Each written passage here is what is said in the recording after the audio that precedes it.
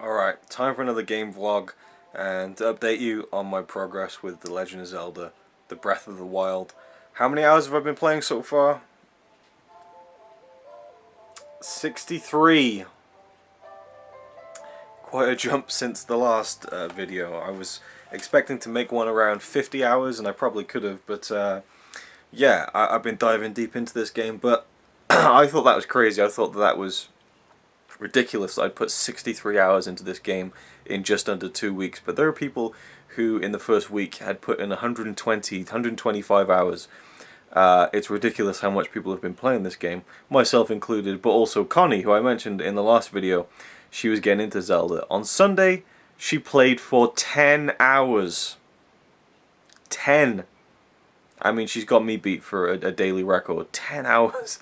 That's all she did on Sunday, was just play Zelda. She's hooked on it, addicted to it, and I'm the same. I'm still deep into the game, and there's just so much to talk about. I could probably make an hour-long video already just talking about things that I've done and enjoyed. One of the highlights has been climbing to the top of Death Mountain, which is something I wanted to do since the beginning of the game.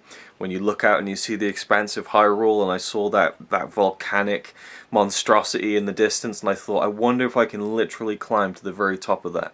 So I tried, and I did it, and it was awesome, and it was just breathtaking. And then I shield surfed all the way down the mountain and died, and it was brilliant. To be able to have the freedom to do that is fantastic. Another highlight has been finding the Labyrinth Island, this huge maze kind of off on its own in the sea, and I went and kind of did this huge kind of puzzle that was there, and it was just massive and awesome and fun, and that has been one of the best parts of the whole game, was that Labyrinth Island.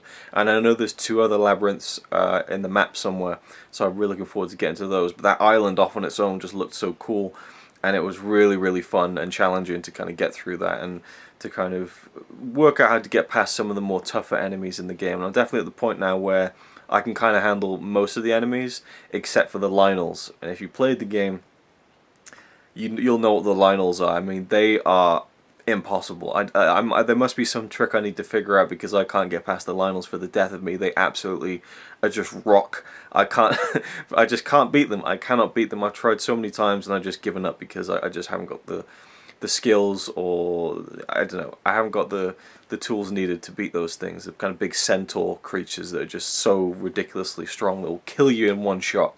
So that'll be a challenge to kind of figure out how to fight those and kind of find the weak spot and things like that, and what items to use against them.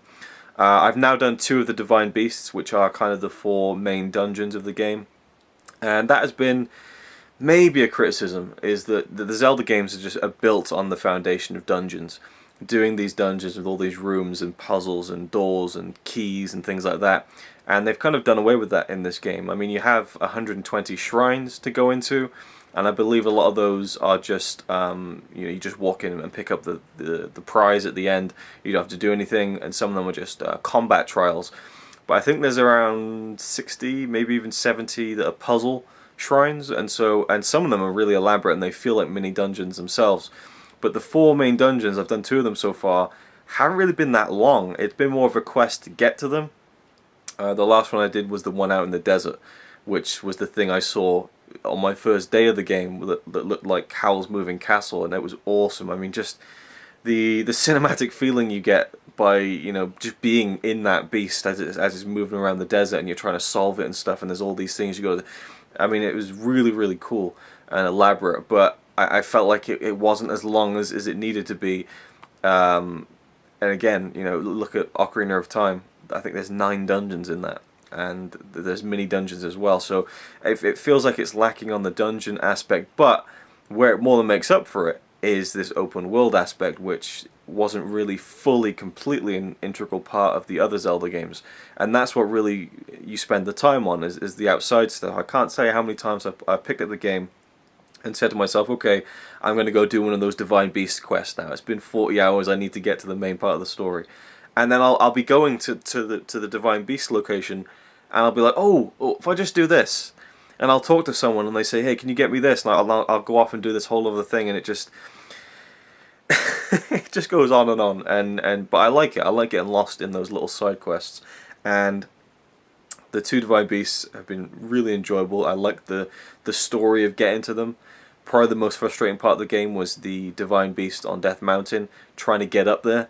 When you're guiding this non-playable character past these drones, and it was so frustrating. I mean, I was getting so pissed off because he kept getting caught by the drones and it was killing me. So yeah, and I had a couple of instances of where the frame rate just went to like 3 frames per second, and then the whole game just crapped out.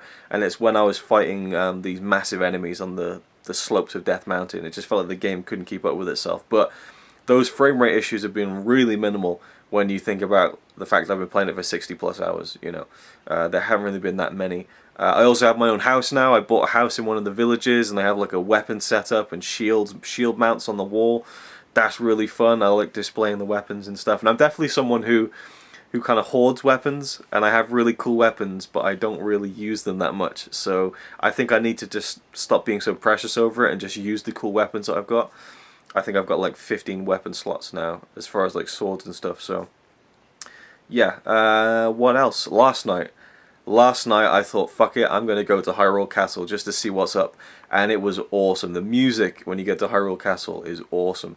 And I thought it'd be fun to see if I could climb to the top to get to the very spire of Hyrule Castle. And as I was climbing up the side of the castle, scaling the walls with my climbing outfit so I could climb quicker and get to the top, I spotted Ganon through the window, and it kind of gave me a little thrill, like, oh god, I shouldn't be here so early.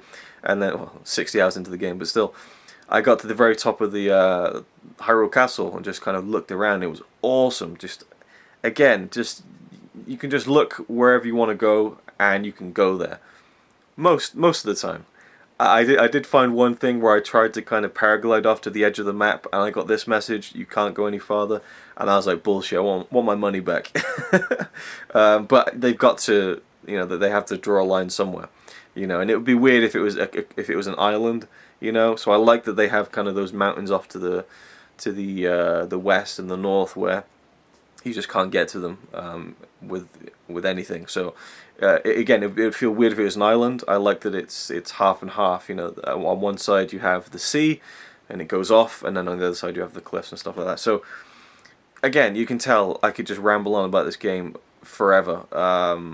So much to talk about. But I'll update you again. Maybe in a few more days, maybe when I hit 100 hours. I mean, that's what I'm wondering now, is am I actually going to hit 100 hours playing this game? I'm thinking probably not. I'm feeling like I'm winding down now. I'm feeling like I've gotten a lot of items and upgrades, and that I'm going to be getting to do the last 2 Divine Beasts, which will be the Zora's Domain one and the Rito Village one. And then I'll be going off to Ganon. Or maybe not. Maybe I'll want to get all the shrines and upgrade everything before I get to Ganon. I don't know. But the freedom is there. The choice is there for me to do that however I want. Connie, you know, she'd been playing the game for about 10 hours. And at that point I had about 40 hours of gameplay.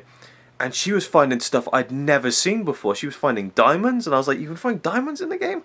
I'd been across the whole map and I unlocked all the towers, and she was still on one part of the map, and she'd found stuff I'd never even seen, both in terms of locations and like items and stuff. So every person's journey playing this game is going to be different, and that's what's really cool about it and exciting, I think. And you know, and she spends a lot of the time just taming horses and stuff. She loves that aspect of it. So you can play it how you want in a way, and you can kind of get enjoyment out of it through different means than the main story, if that's what you want. But it's been really cool to see her get into it, because she's never really been a fan of Zelda. Couldn't get into it. I tried to get into it, but it was a hard sell. So yeah, I mean, we're kind of fighting now over who gets to play it in the evenings and stuff. So yeah, there we go. Legend of Zelda Breath of the Wild, still loving it. And people love to kind of say, oh, is it the best Zelda game? You know, that kind of thing. I still think that, as it stands, it's not my favourite Zelda game. But I'll see what happens when I get to the end, because I think that's where you can really judge. But I think it's certainly maybe the best Zelda game, you know, just in terms of the way that it's come on in leaps and bounds in terms of the scope. Because while a game like this isn't revolutionary in terms of the gaming industry, you know, you have these big open world games like GTA, really impressive, and Skyrim, things like that. But what I think is really cool about it is not just the open world aspect of it, but the fact that you have these elements from the earlier Zelda games that are integrated into it, and it feels like and natural progression, it feels like they've strayed enough from the formula but kept enough of it to keep it as that core Zelda game. It doesn't feel like a GTA game, you know, it feels like a Zelda game just blown wide open, and that is really cool. And the original 3D Zelda game, Ocarina of Time, the first 3D game that they did in 1998, I believe it came out. You know, there have been 3D games before, but that one just felt so open. That felt as open as this game is. You know, Ocarina of Time felt like it was this huge open world adventure. And if you look at the size of the map compared to Breath of the Wild, I mean, it's tiny, but it had that imagination and that scope in the storytelling that made you feel like it was as big as Breath of the Wild. But now we get to actually get that, and that's really cool. So I could ramble on again for another 11 minutes if I want to, but I'll leave it there. So thank you for watching. If you've been playing the game, let me know what you've been doing, how you've been enjoying the game. Oh god, and how could I forget? How could I forget I got the Master Sword a few days ago, and that was like one of the coolest things in the game as well. I love having the Master Sword, obviously, but when I pulled it out of the stone that it was set in, it had a little bit of the music from the Ocarina of Time, and that kind of nostalgic flashback to being a kid and playing that game and loving it so much was so cool. And it just felt like such an achievement to have gone to all those shrines and got all those spirit orbs and upgraded my heart containers enough that I could pull the sword from the stone and even find the sword in the, you know, because you have to kind of get to the Master Sword to begin with, and that's kind of a little journey on its own. There's all these little journeys peppered around as well that they're their own missions, their own quests inside everything else that's going on. But the Master Sword, that was another highlight for me, being able to get that and feel like I was properly playing a Zelda game. So yeah, I can't believe I forgot that, but I mean, there's just so much has happened in my... And again, there was something else that happened. What the... I mean, again, I could ramble on forever, but I found this thing on top of a mountain, and it was one of the most breathtaking things I've ever done in a game. Like, the music, the visuals, the story element of it was incredible. Like, it just literally took my breath away, and it was... I don't want to spoil it, because I want people to find it on their own and be taken aback by it, but I mean, it's in the kind of southeast part of the map, on top of a mountain, maybe. Maybe you've been there and you'll know what I'm talking about, but that was awesome. Oh, yeah, the game's incredible. It really is. So I'll leave it there. Thanks for watching. See you in the next one.